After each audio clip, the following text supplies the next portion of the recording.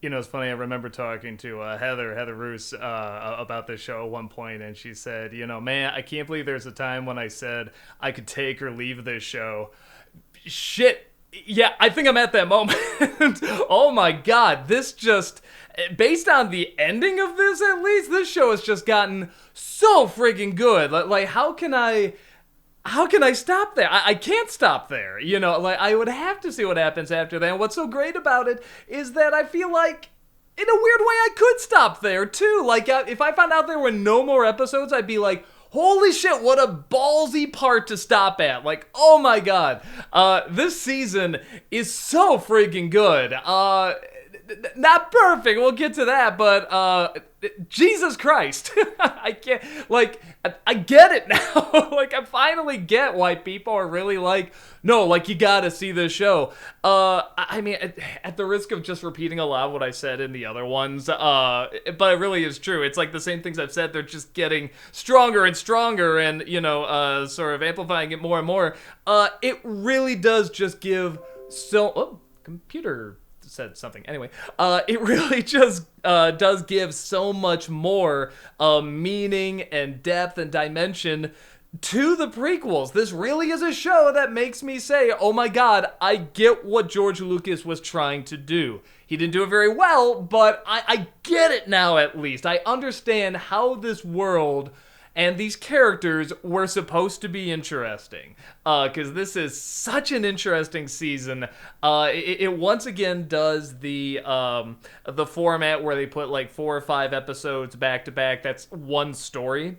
And so it's usually pretty easy to remember what happens in the season, which is nice. With that said, I do still have a cheat sheet here with the episodes on it. So just real quick, I guess I'll just go through the little story arcs they have real fast. That's probably the best way to do this now.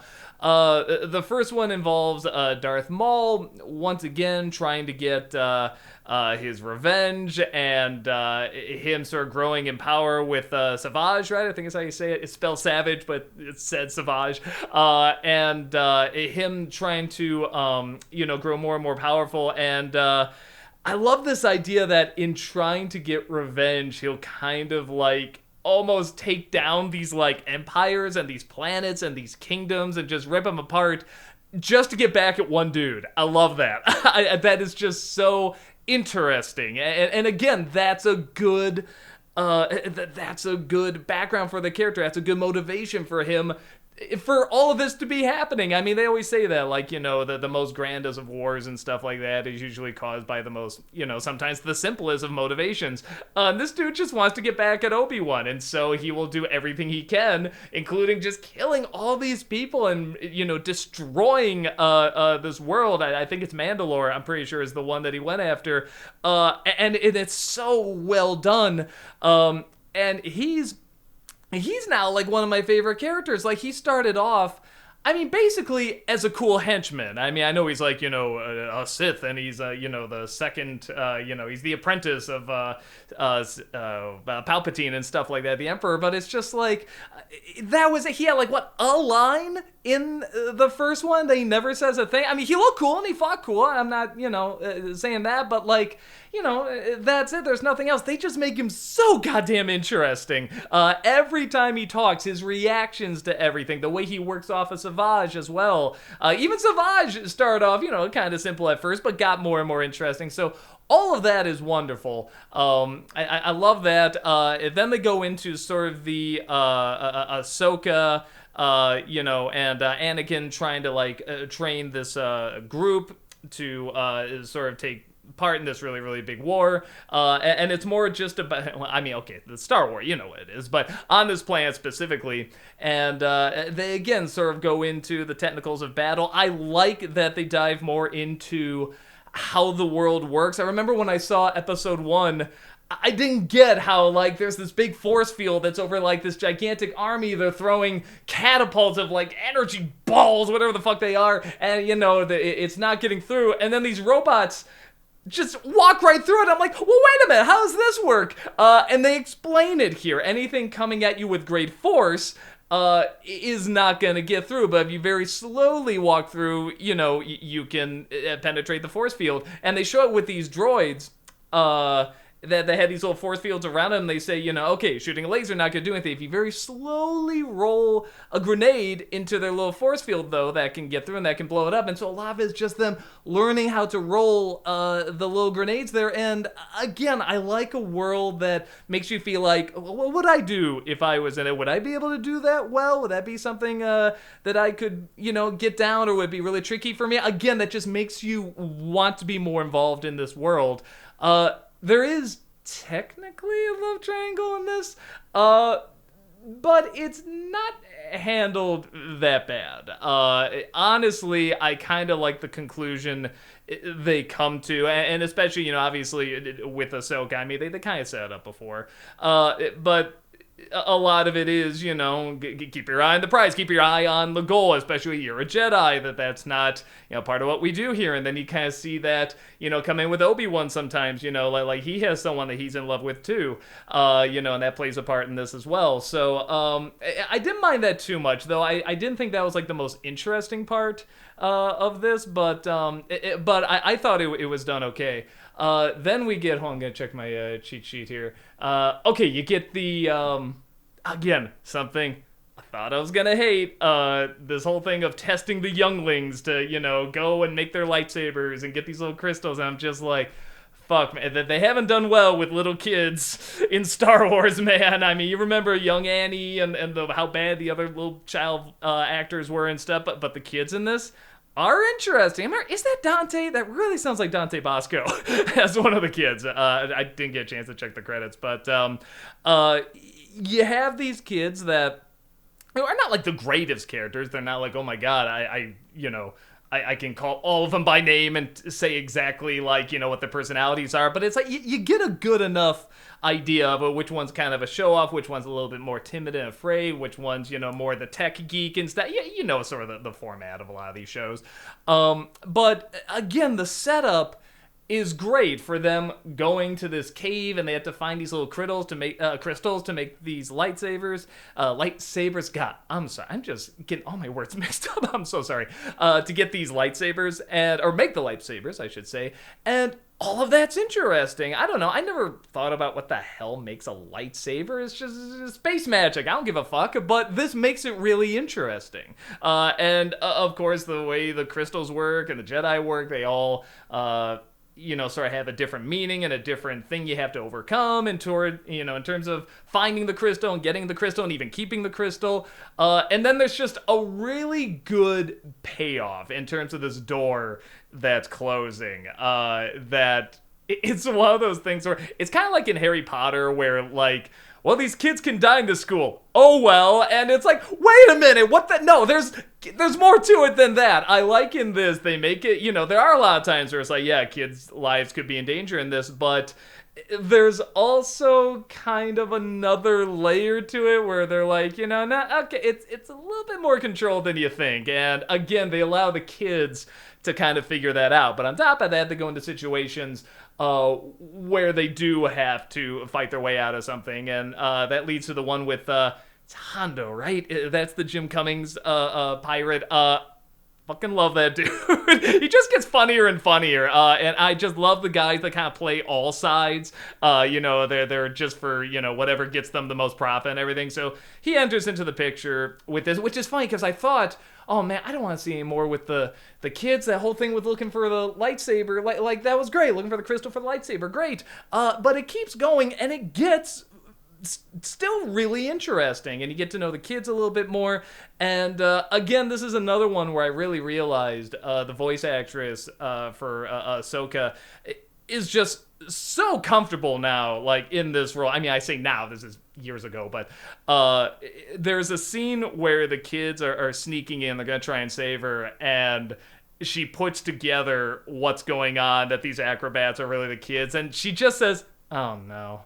And it is just light years beyond where she started. Just saying, oh no, is just so convincing and so funny and so believable.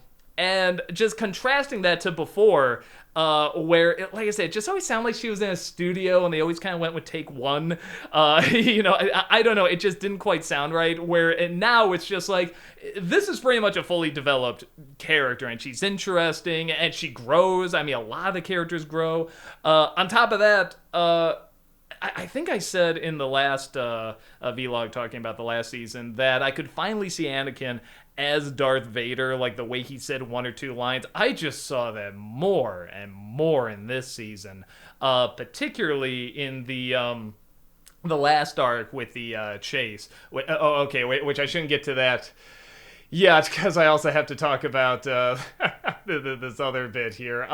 So this is the one disadvantage to when you have these stories that are arcs. You have 4 or 5 episodes back to back that are just going to tell one story.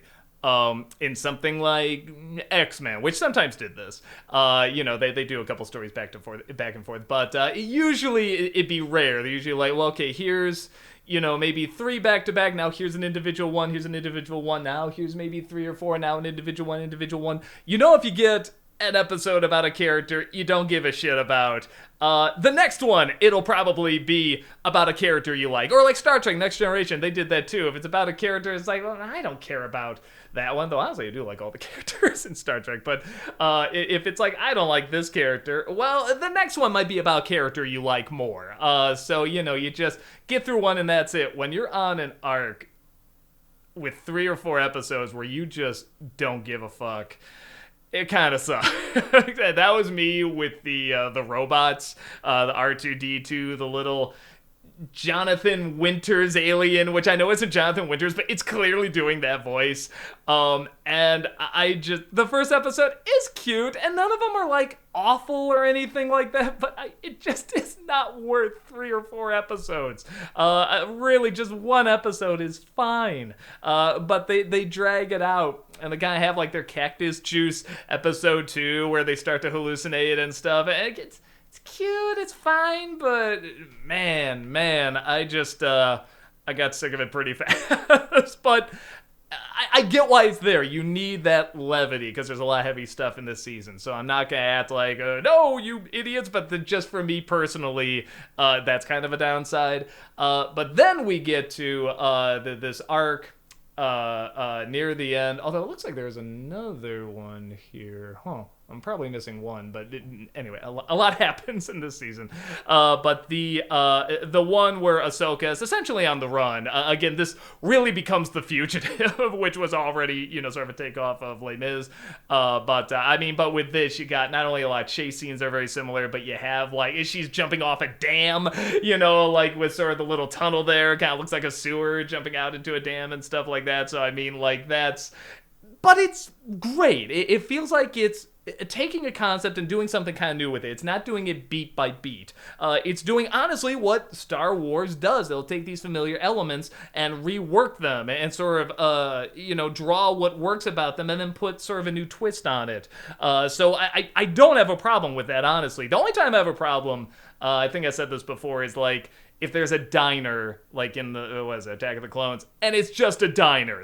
You just put some aliens and robots there. There is a scene like that where she's like on a subway train, and I'm just like, it's just a subway train. Like they just made it a little darker green. That's it. Like that stuff I think is lame. It doesn't look alien to me. But again, real nitpick. So you got this whole thing where Ahsoka is essentially framed for this crime.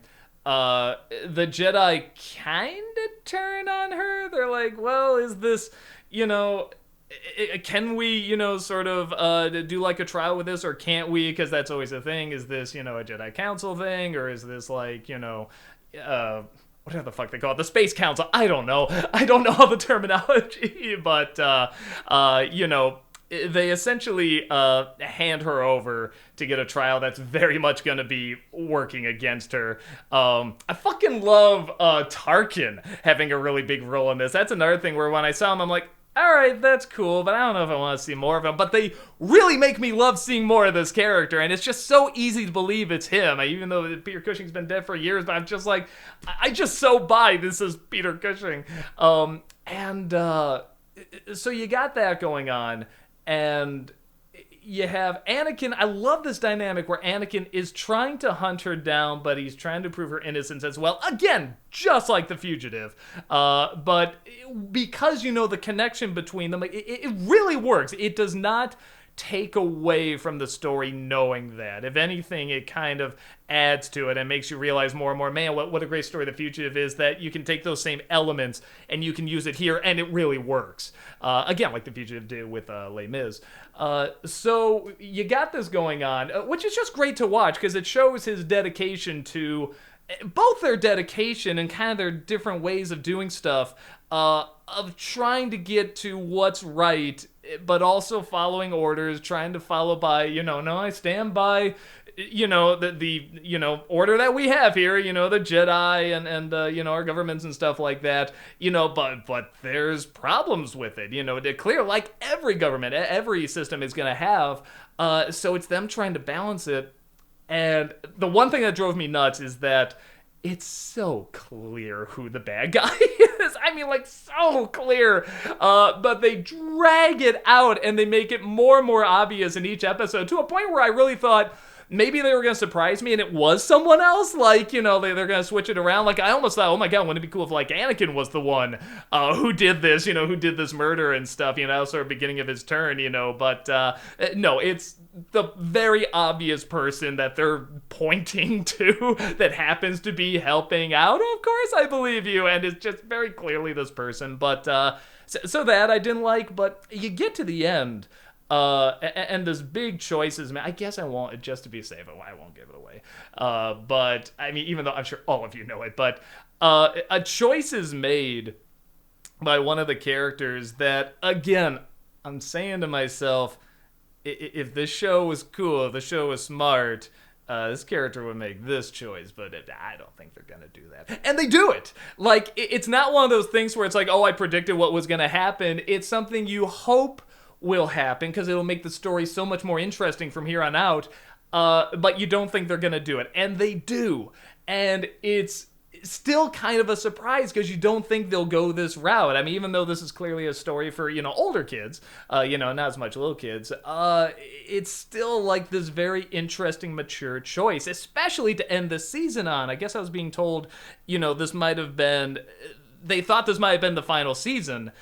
So what a choice to make to end on that note. They don't even end with the big boom, ba ba ba ba ba ba, with the credits. I mean, it's just like a quiet moment, and I just loved it. And again, watching Anakin through all of this, getting more and more frustrated with how this system works, and it's very identifiable. I mean, there are a lot of parallels to how a lot of systems work. It's kind of like that saying, democracy's the worst form of government except for all the other ones. Like, just because it's the best one doesn't mean it's flawless. It doesn't mean that there's, like, a lot of ways to abuse it, and a lot of things are going to fall through the cracks, and sometimes they're little things, sometimes they're big things. And sometimes what's the difference between whether it's a little thing or a big thing? I mean, it's still like injustice being done.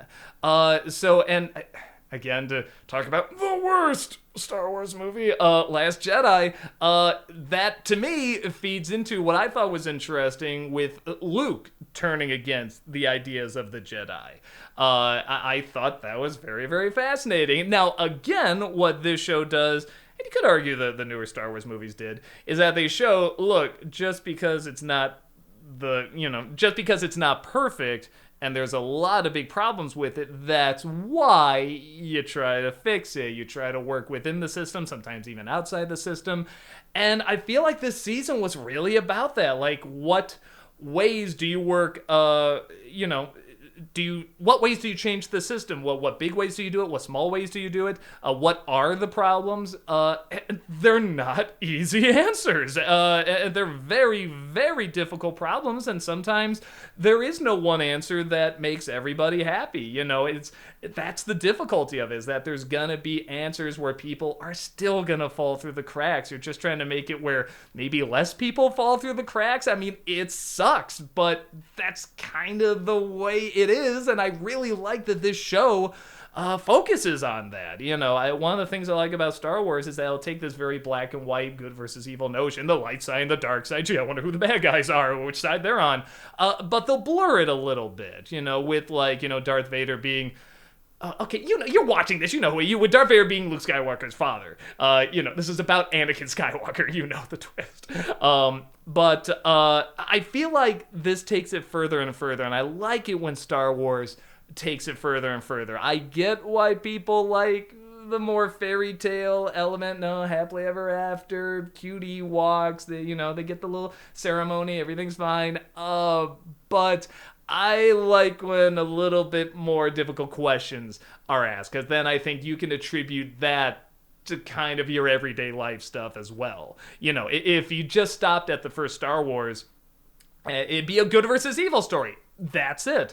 But once the second one comes around, Empire Strikes Back, suddenly it's like, oh, that line is blurred. It's gotten more complicated. It's gotten more interesting. Suddenly there's a relatability to being, literally related to someone who's evil, who you were told was evil. Just there's no compromise, bad guy, but now you're related to that person, and it can be about blurring that line a little bit. And I feel like this one just takes it to a whole new level. I think the one last thing I'll talk about, because I do remember the arc that I missed here, again, with Darth Maul, is the whole thing, and again, they leave this on kind of a cliffhanger as well, with him coming across the Emperor again in just a really great scene. Again, I'm kind of one of those where when I think of the Emperor, when I think of Yoda, I think of them just moving a hand and like somebody's head can explode, like that kind of thing. Or Yoda moves a finger and he can lift a ship. Like that's the kind of powerful Jedi I always get out of. And so when I see him jumping around and flipping the swords, it is cool and it is fun, but it's not how I like envision them. But again, I feel like if this idea has been presented with like Revenge of the Sith and Attack of the Clones, go for it. And they really do with Darth Maul fighting Palpatine. I mean, it's a really fucking awesome moment.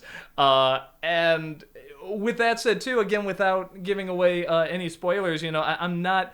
Everyone's related to everyone in Star Wars, they do that a million times, but there's something about somebody that's a sister of another character in this, and it legit surprised me.